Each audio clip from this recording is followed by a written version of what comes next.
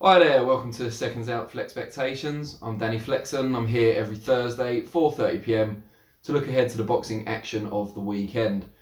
I remarked on Twitter yesterday, always a dangerous gambit in my case, that Quigg against Carroll, the Manchester main event set for this Saturday night, hasn't really got the attention it deserves thus far.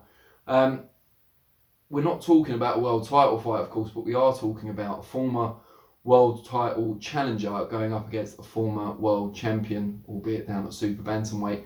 More importantly, for the fans watching on Sky Sports, it must be an all-out war. I can't see it ending any other way or ending up any other way. Scott Quigg was a decent world champion down at super bantamweight, reigned for a couple of years before a unification fight with Cole Frampton.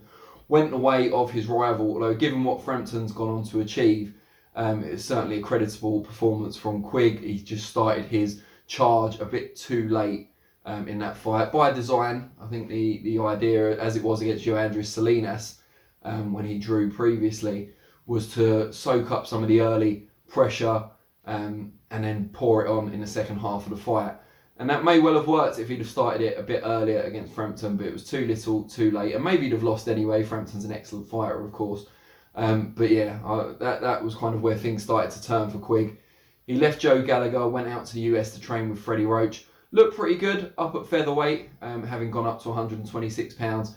But then the Oscar Valdez fight happened, WBO featherweight title shot. Quigg came in well overweight, got a lot of criticism for that. Redeemed himself to an extent in the fight itself, where he fought with tenacity and bravery, suffering a broken nose, but also breaking the jaw of his highly touted opponent and also knocking one of his teeth out. So he certainly went down fighting, although lost a unanimous decision. Since then, we haven't seen that much of Quigg. Last time he was in the ring was almost 18 months ago now, against Mario, and outgunned, I should say, Mario Briones, October 2018. He was supposed to come back in what would have been an intriguing fight at super featherweight against Jason Velez. I think it was April last year, and he suffered a severe injury to his bicep and was unable to complete that fight, and also had to have surgery, which put him on the shelf for quite a long time. He was first due to come back in December on a big Saudi show, topped by AJ winning his titles back against Andy Ruiz, against Jono Carroll. But that was scuppered quite short notice because Quigg had a reoccurrence of that injury. He says he's now 100% fit, back with Joe Gallagher, and once again apparently there were visa issues surrounding working with Freddie Roach again, so reunited with Joe, and going up against Jono Carroll, who both fighters in this are looking to propel themselves back onto the world scene. Carroll we last saw winning in August, but previous to that lost a spirited title shot against IBF Super Featherweight champion Tevin Farmer. Was just outboxed in that one by a very slick champion, obviously now an ex-champion. But since he's obviously gone back to the US to spar Farmer again, and also sat down with Farmer and watched a video of their first fight, which I thought was really interesting. And Farmer kind of picked apart Jono's performance and gave him some tips that could prove invaluable going forward.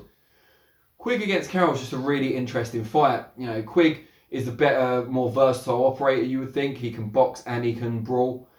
Carroll's more known for a kind of higher tempo, pressure fighting style. But Quigg has been inactive. He's had injury problems. He's Jono Carroll's certainly the fresher man. May have more room for improvement, whereas Quigg's probably around about the finished article now, around his physical prime. And talking of physiques and strength, Carroll is obviously a career super featherweight, whereas Quigg has moved up from super bantam to feather, then super feather. So you'd expect Carroll to not only be the bigger man on the night, but the stronger man. And that's an advantage Quigg used to have over most of his opposition down at super bantamweight, that he was the bigger, stronger guy.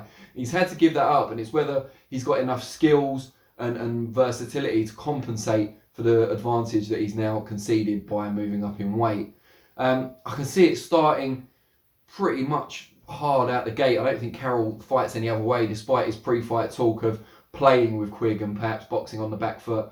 I think they'll meet head on. I think Quigg may take a while to get going, not through design this time, but just because of the ring rust, and getting confidence in throwing those shots again in a live environment, not just in sparring or on the bag, or the pads, obviously. Don't want to miss those out.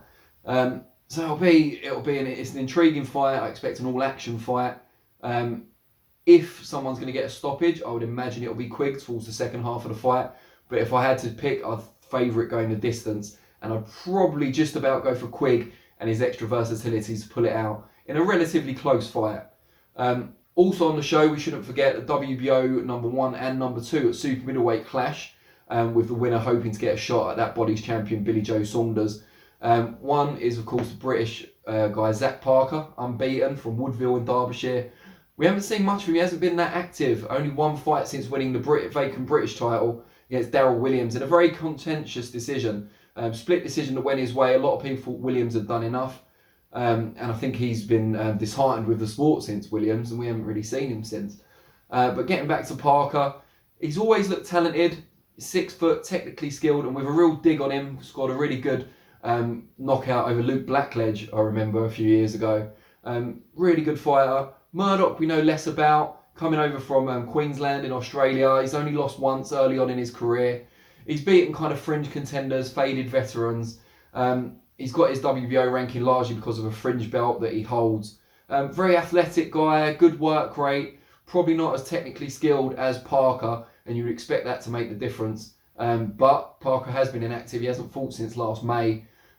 So it will remain to be seen if that affects him. And obviously the only time he stepped up previously, and again, that was only to top domestic level, he did struggle a bit. So while he's got all the talent in the world, no one doubts his ability. Whether he can cut it above domestic level, this is a fight that should show us. Let me know what you think, who you're picking in the big 2 fights. Show, I should mention, has also got the likes of Hughie Fury and Anthony Fowler on the undercard, so they'll be worth watching. Let us know what you think of the results of the 2 main events and where you think the winners will go from there.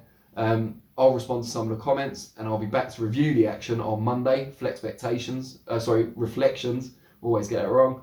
4:30 p.m. on Monday, and the next FLEXpectations, got it right that time, is 4:30 p.m. Thursday next week.